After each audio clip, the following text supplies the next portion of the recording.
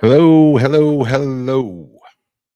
I'm going to give everybody some time to join me, get in from the ballpark, come in from an afternoon of baseball here in New England. We have great baseball weather, and it's finally, I think it's the 28th of, actually, it's the 29th of April, and we finally have baseball weather officially here in the great Northeast for all those weeks over the last month of playing in the windy, cold, rain, raw. We can finally say it's been 60 degrees for a couple of days. So I know the guys in the Northeast, all the way through New England, Southern New England, Northern New England, through the Mid Atlantic. A little bit of a golf clap here because it's officially baseball weather. So kudos to all of you that have commandeered and weathered the, no pun intended, weathered the storm. Not in Hawaii, I wouldn't imagine. I would think in Hawaii, Honolulu, Aloha country, where they're surfing waves and palm trees are in the background. We're just getting out of the snow, believe it or not. So welcome to everyone. Really appreciate all of the continued emails and direct messages. It's really humbling, and I am gracious enough to be able to take the time to correspond with a lot of people that find their way to the video, whether you're here live asking questions or throughout the course of the week when you find it on YouTube or possibly clips via TikTok or Instagram or on X. Thank you. Welcome to those of you that may be finding me for the first time. My name is Walter Beede, Coach Beede. And I want to take a second before we get started here tonight. We're going to talk a little bit about Judge Wilkins in the NCAA settlement, baseball recruiting, youth baseball. As many of you have come to realize, the YouTube membership, if you were a YouTube member, I canceled everyone out because what has happened is I'm getting so many emails and comments about questions about helping, things of that nature. I thought I would just make this really simple across all of the platforms. And that is, I'm going to just have a basic course YouTube membership. The membership is going to include, and if you're a member already, and a few of you are, you get access to the courses. Now, the courses, of which there are four, there's the courses for the 4 to 9-year-olds, the 10 to 15-year-olds, the 15 to 18 or 19-year-olds, and then there's a college recruiting course.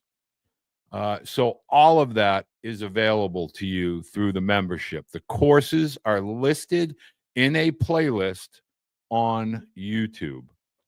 Next, you're going to be able to get 2 ebooks of your choice, whether it's the process, the recruiting process, the shift, fun over fear.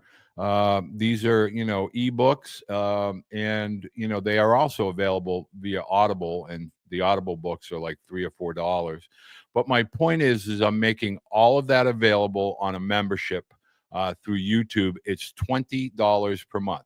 You want access to the Coach's Corner, where all of my coaches' content will be going. That'll be in the membership section. All of my interactions with the players. Tyler is back with the Twins. We're going to talk to him on the road. We're going to talk to some of his teammates. We're going to talk to former major leaguers, former minor leaguers, major league coaches. Clint Hurdle, now back with the Colorado Rockies as a hitting coach. We'll talk to an old friend, Brett Saberhagen, 2-time former Cy Young Award winner. But we're just going to gather as much information so that you as a parent are constantly able to have a resource at all levels of baseball. It's not just college recruiting. It's youth baseball. I'm working with parents now through the membership platform of 12-year-olds, 14-year-olds, how to connect you with various strength, condition, nutrition mental performance coaches, things of that nature, instructors in your area, connecting a few people with Tyler and Matt Tabor of the Lions Den. $20 per month. Courses, books, access to all the Coaches Corner. We also will have a webinar where all of the members will be invited. There'll be a guest speaker, but it will be a Q&A, so that will allow all of our members to ask their questions. Again, I just think this simplifies everything. I don't think the world needs more recruiting services. I don't think the world needs more instructors or lessons or things like that. So I think if we just provide an inventory of resources and access for parents and athletes, for instance, through the Baseball Blue Book, which is really a fascinating tool. Jackson Healy, Jose Ortiz, athletes that I've worked with the Baseball Blue Book. I'm creating a group within the Blue Book app so that I can constantly evaluate not only game video, but practice video. And I add athletes into my group, into my dugout on the Blue Book app. And one last note, if you know people that are involved with softball, youth softball, college, high school, and college recruiting softball, going to be working and speaking with a lot of college softball coaches. All of this will be available through the membership that will allow you to gain insight, hear directly from the coaches. So I got that out of the way. And before I leave this topic, so many people. So I would love for you to engage with the video. Today, I would love for you to, your favorite childhood athlete that is not a Hall of Famer.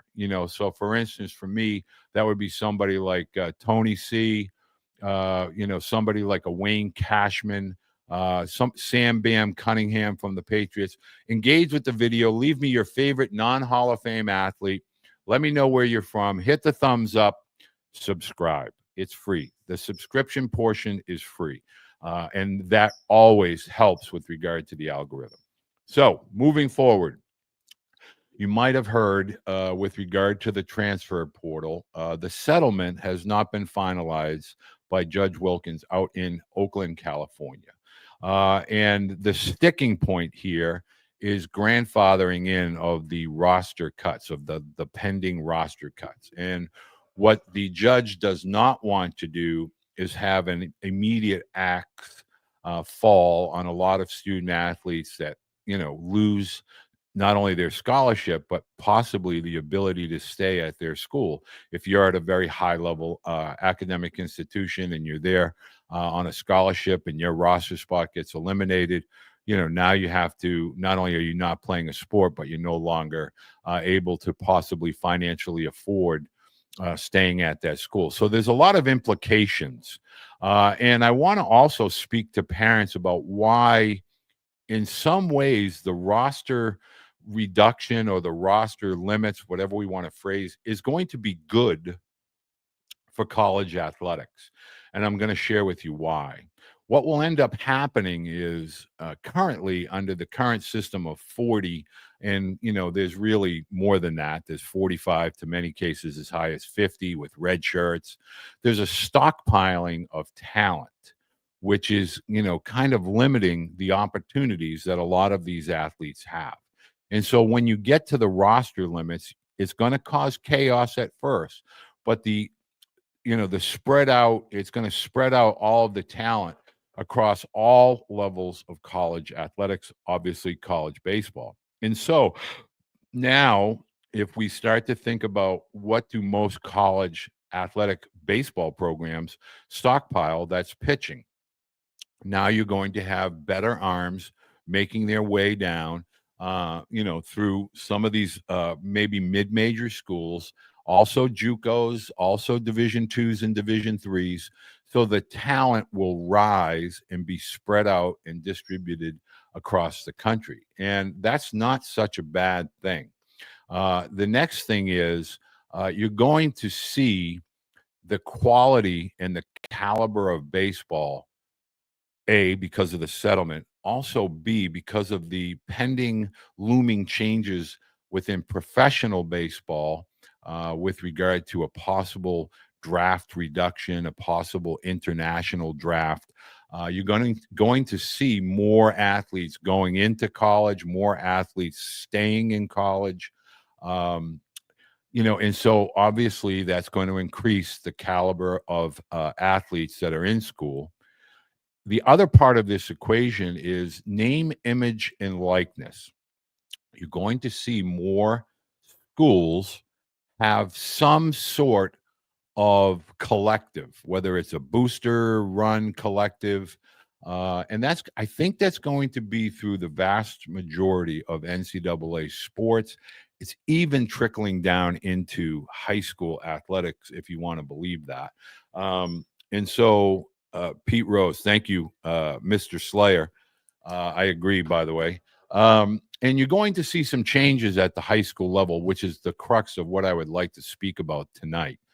Most of the questions that I receive are from parents that are feeling or seeing the shift within the age group of 13 to say 17. Because there's been this like running into a brick wall, we don't have the aggressive recruiting of the eighth and ninth graders, and rightfully so, in my opinion. We're starting to see a slowdown or a reduction of a lot of the athletes trying to get into and traveling all across the country, and more parents and athletes are asking about a game plan, and more importantly, how to execute that game plan. And so what I would like for parents and athletes to understand is this is actually a good thing.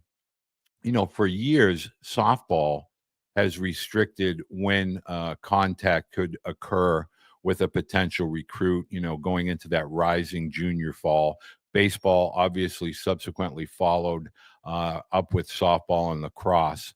And the coaches are tremendously pleased with that because it really brings back into focus the development at the younger ages. And so I would love for parents and athletes to really begin to understand the importance of, all of the dynamics. This upcoming week, I'm going to be speaking, um, with the head of LSU baseball strength training.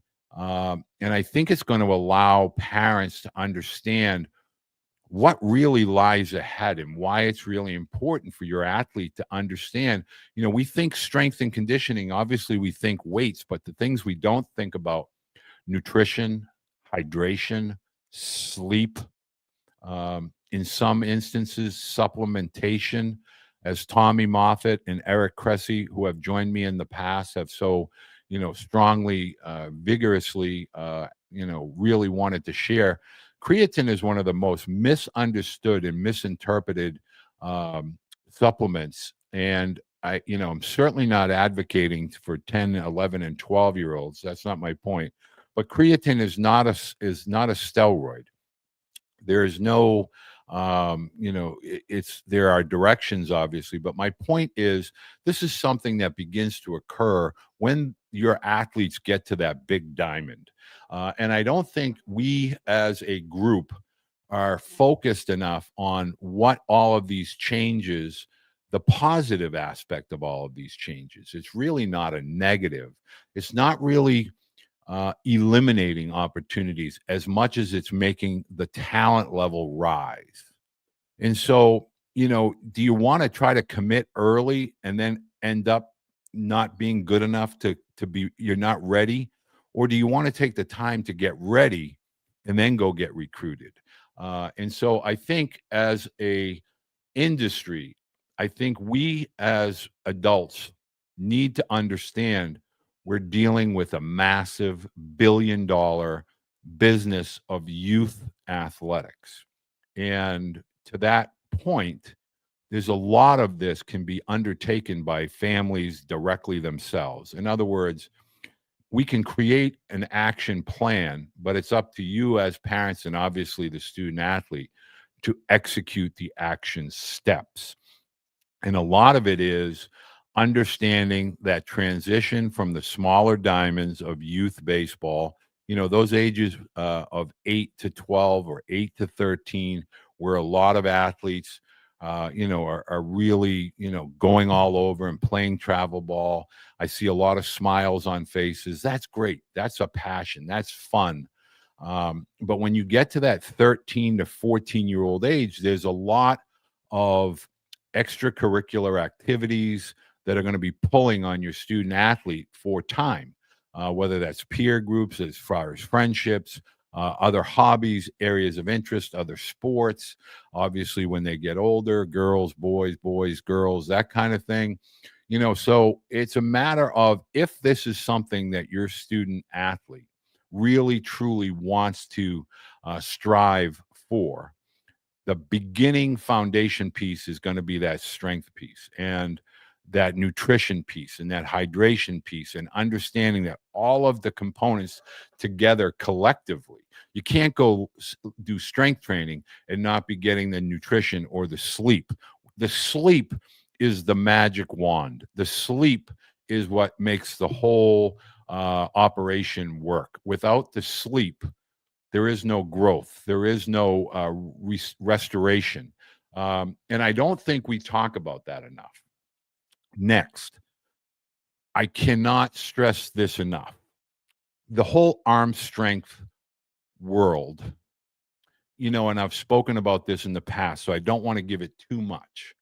But, there's all these posts on social media: the road to 70 for 9-year-olds, the road to 80, for 12-year-olds, the road to 90 for those that get on, the 14 or 15-year-olders. I'm just going to say this as politely as I can. If you're the parent of a young athlete and you read and you do all of your homework, you will find Dr. Ahmed, Dr. Andrews, Dr. Meister, all of the arm care doctors throughout the country overloaded. The amount of stress that is being put on young arms, and I'm not going to go down the road of pitching. And I get it. Pitching has been around for decades. Little leaguers and Babe Ruth and Legion. The difference is, we're trying to mass produce and create robots that are fixated on velocity. And then we want to start talking about all of these metrics about spin rates, access, and to be perfectly honest with you, at 12 through 15, if we put more emphasis on competitive catch and locating fastballs and changeups, learning how to throw a breaking ball properly, I don't think we'd have the amount of arm injuries that we're having. I mean, there's a proliferation of Tommy John surgeries because we're asking 15-year-olds, how hard do you throw? 90 miles an hour. If you're a shortstop, you're so paranoid about being able to throw 85 across the diamond. You're 15.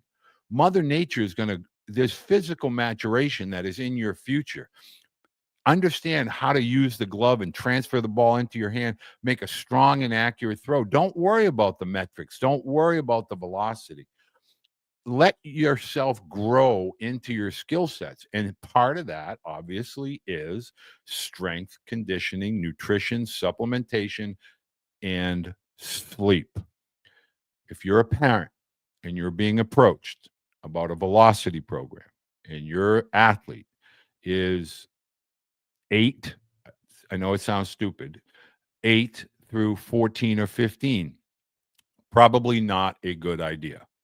Most of all of the recent publicly endorsed from MLB and all of the arm care, proponents across the country, across the globe, basically are saying, if your student athlete is throwing above 85 before the age of 14, where you're straining that ligament. And I don't care who you are, the numbers are beginning to bear that out. Just look across the landscape at the higher levels of baseball. We have a lot of hard throwers. We don't have a lot of strike throwers. Now, I had an interesting person come at me, and I welcome this, by the way. I encourage people. I don't want to debate online, but I'll have discussion via email or direct message or text exchange. Young man that's currently at Vanderbilt. I bring his name up a lot. His name is Connor Fennell. He's the SEC Pitcher of the Week. Now, Connor Fennell, all through high school, A, never did a velocity program. B, learned how to throw a changeup. And when I say learned, he learned the craft of how, when to throw a changeup. That is the biggest separation pitch in baseball. Can't emphasize this enough. When you talk to coaches and they start to look at athletes at the all levels of college, can he decelerate when the game starts to speed up? When the game starts to get intense and there's runners on first and third, one out, how can I get a ground ball? Can I throw a 2-1 changeup for a strike? My point to you is the craft of baseball. Ask yourself this question. If someone had all the answers from a hitting perspective, or if someone had all the answers from a pitching perspective, meaning they could mass produce robot after robot that rolled out and threw 100 miles an hour, or had the absolute blueprint on how to be Aaron Judge, do you not think that the Yankees, the Dodgers, the Red Sox, the Giants, all of these big money teams, do you not think that they would corral that person or that group and they'd mass produce all throughout their system? It's not possible. A lot of these athletes at the higher levels are genetic freaks. Now, Aaron Judge is 6'8", 270 pounds with a bat in his hand. My point to you is Nolan Ryan was a freak. He was gifted. Sandy Koufax. I could go back. You cannot become what the other person was or is. You have to strive to be the best that you are capable of becoming. That takes time. It's like fine wine. It takes time. It takes effort. It takes energy, and it takes attitude, meaning time management, staying the course. It does not happen in a week. It does not happen in a month. It does not happen in a year. There's nobody standing over your student athlete with a sundial saying, okay, you have to be ready by the time you're 17. So if we step back, widen the lens, look at the new landscape of the NCAA, they're giving all of your student athletes time. They're giving all of your student access information, how to prepare properly. Learn to love the game, learn the nuances and the craft of the sport of baseball. I had an athlete, and no fault of his, but I had an athlete not understand, you know, uh, you know, an infield fly rule. I get it. If you're 13 or 14, it takes a little time. You have to be involved in the play. But I had a junior in high school, and a college coach was there. Bases were loaded with one out and a fly ball into the infield, second baseman, shortstop, or, the umpire puts his hand up and, infield fly, the batter is out. Now, the infielder, and that means the runners move at their own discretion. And this base runner was at third base, and the second baseman let the ball drop, and the guy on third took off. And the college coach is like, "Oh man, that's you can't be doing that at 17 or 18." My point is the game of baseball is chess.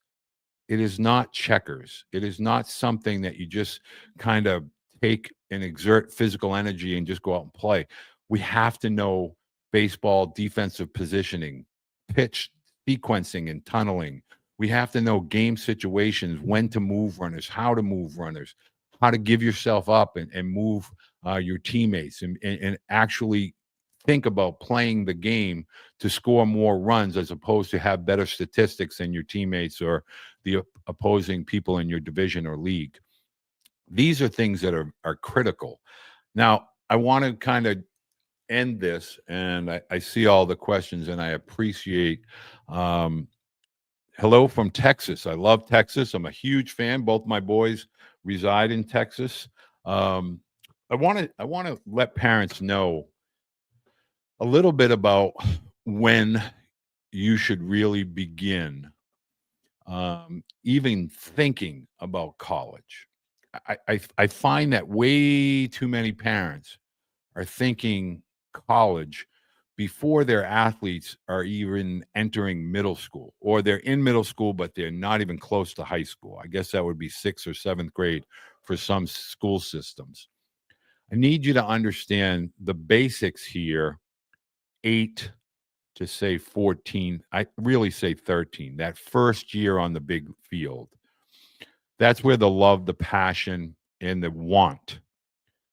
When you start to ask athletes about do they desire to play in or beyond high school, coaches are looking and they're trying to quantify the want factor. What is the want factor? Do parents want it more than their student athletes, or do the student athletes want it more than their parents want it for them? Want. We don't talk about that word enough. And I want parents to understand that once your student athlete has played their first year on the big field, meaning 60, 90 with fences 300 plus, 350 or 400 to center field, that's when you want to begin to prepare. I really say once you've graduated from little league age, which is 12 or 13, that's when you really want to do the movement screen. You want to get an idea of the nutrition component, the value of the fish oil, the multivitamins, the protein, things of that nature that will help fuel the growth within. I'm a big fan of athletic greens. Eric Cressy brought that to my son's attention well over a decade and a half ago. He still takes it to this day as a 32-year-old minor leaguer. Big fan of understanding a sleep schedule. All that really needs to begin in earnest at the age, once you're on that second year of the big diamond, or probably 14 for the vast majority. There will be a massive fork in the road. And this is another piece I want to bring to everyone's attention. Youth baseball generally has a couple of million, 2 million participants, Little League, travel ball, et cetera, all throughout North America, Canada, US. And then they give it 1 year in the big diamond. They kind of go there and they kind of see where they fit, but they recognize either the game is too slow for some, they don't have the speed, they don't have the arm strength, they don't have the bat strength, and they kind of go in different directions. Now, the ones that stay the course and start to seek, participation at the high school level, the new kind of pathway is going to be focus on the local baseball, i.e., Legion, Junior Legion, Senior Legion, Babe Ruth, local travel ball that's local, more regional, because the tournaments, there's nobody going to recruit at these tournaments. There's nobody going to evaluate at these tournaments, contrary to popular belief. And the implementation of a full season strength and conditioning, strength, foot speed, conditioning, getting your body prepared to become a high school athlete. And then once you become a high school athlete, I really want parents to understand this. For the most part, and there are exceptions, I get it. High school coaches are in this for all the right reasons. They're the ones that are spending the time with your children in the hallways. They're the ones that are watching them every day, their practice habits, their study habits, how they interact with faculty, how they interact with teammates, etc. And those are mentors.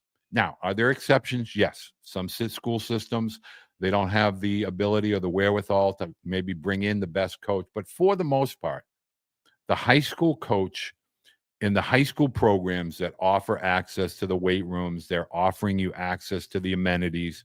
You want to take advantage of that. I'm going to wrap this up by trying to tell you a little bit about what is on the horizon. And I'm going to encourage everyone, again, if you're getting to this point, I say thank you. I appreciate you taking the time to join me on Tuesdays. I get a lot of questions before I go further about the sign behind me, the Pro Line balls. If you have a hack attack or you have machines, whether you personally own them or you're a coach or staff, and you want to simulate velocity training versus velocity training versus spin. Proline has a seamed ball and a non-seamed ball. The non-seam ball has really good, consistent, true carry and ball flight. The seam ball really allows for, you throw a slider, you can throw a 12-6 breaking ball, and they're also great for training catchers, blocking balls, and it eliminates the wear and tear on the body or when you're hitting and you're fouling balls off. The Proline ball, I promise you, is definitely something that you want to take the time to research if you're a coach or you're an individual that has a hack attack in your personal cage. The horizon for the NCAA that I want parents to understand. Okay, the roster changes are definitely coming. If they're grandfathered or not, we'll find out probably in July. The next 2 years are going to be very challenging with regard to roster spots for the high school athlete. A lot of college coaches are making it clear. Had a great conversation with Rob DeToma, head coach at University of San Francisco. I mean, he's a big believer. He's from the Northeast. He's a big believer in the high school athlete. You have to find the high school coaches that are actively seeking the high school athletes to bring them in and help develop those athletes. But now you have to do it at all levels of college baseball. One, there's going to be a spot for the student athlete that has a true passion, a true desire, and has truly prepared themselves to become a college student athlete. If you have not taken the time to prepare to become a college athlete, probably won't be any room for you. So heed that warning. Next, the name, image, and likeness. There's going to become a professional division of college athletics. It's not a matter of if, it's a matter of when.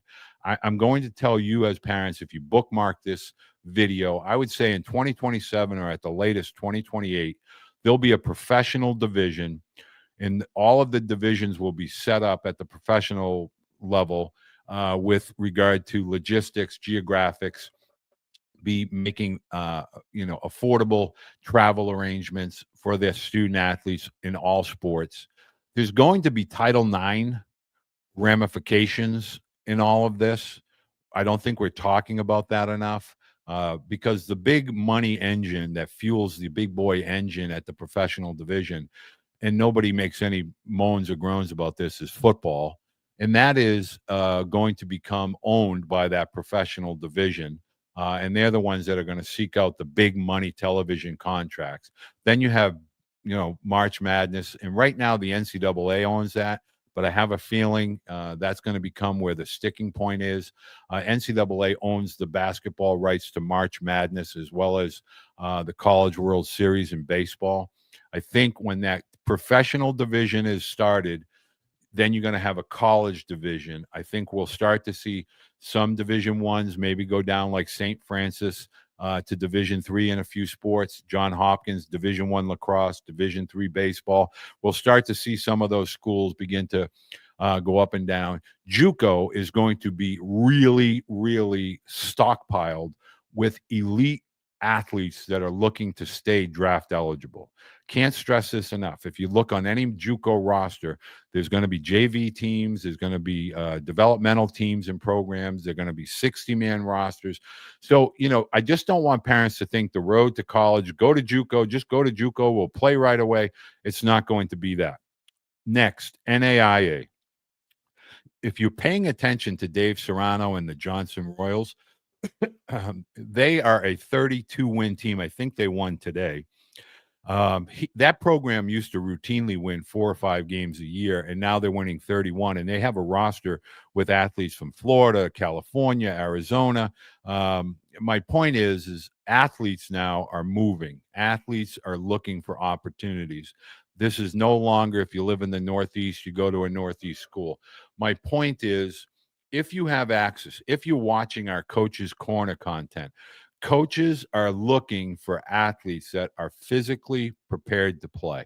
I talked to 2 college coaches. I talked to a lot of college coaches this week, but the 2 I spoke to, when I asked them, give me your ideal candidate coming into your program, either as a high school senior that will be a freshman or a JUCO or college transfer. And they, to a man, said, we can't control the height, but if we're out there looking at 6 foot, 6'2", 205, 210.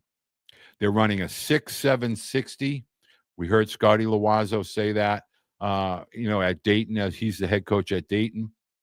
That's the average, 6'7", 6'8". Obviously, if you're a big boy hitter, you're a third baseman, first baseman, or a big slugging catcher, foot speed, they just want athletes that can score from second on a base hit. But my point is, coaches are talking about speed. They're talking about physicality. They're talking about impacting a baseball. So you have to do your part.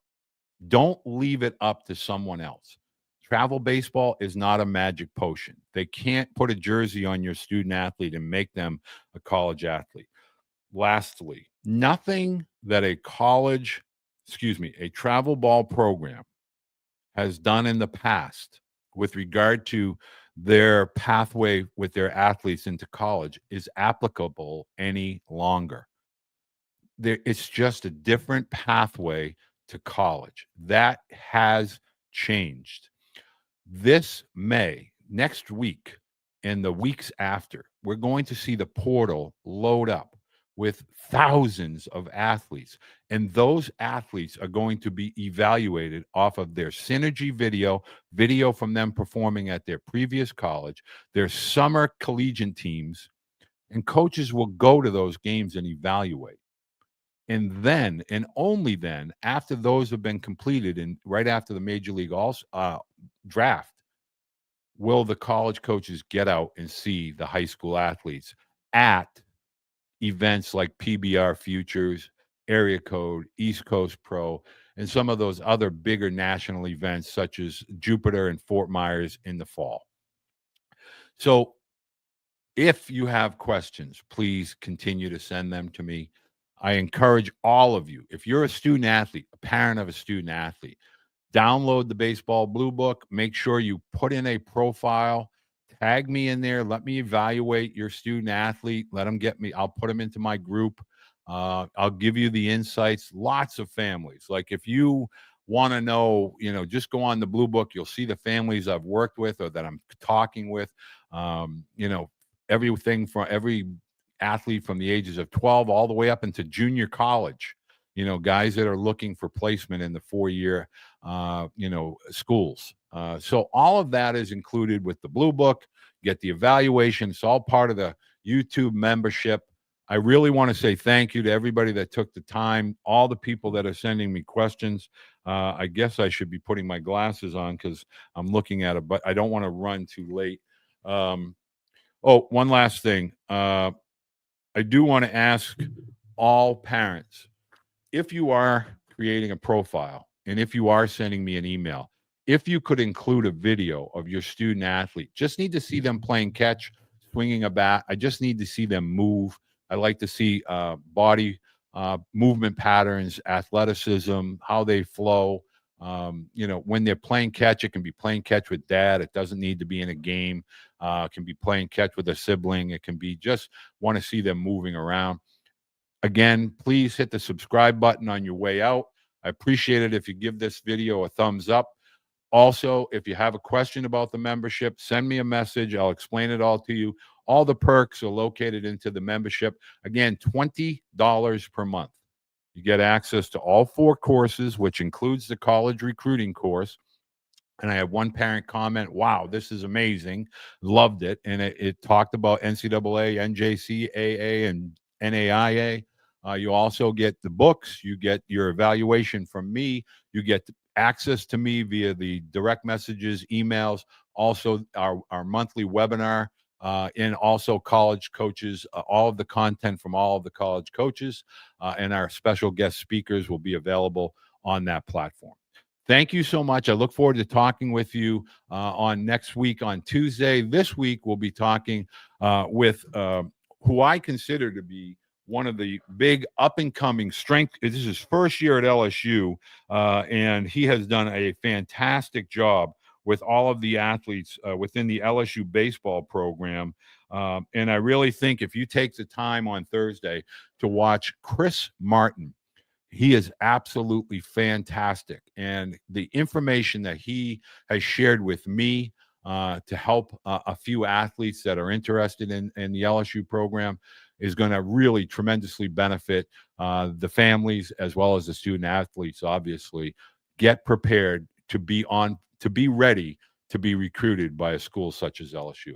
Have a great week in baseball. Enjoy the weather, and I'll speak with you all next week.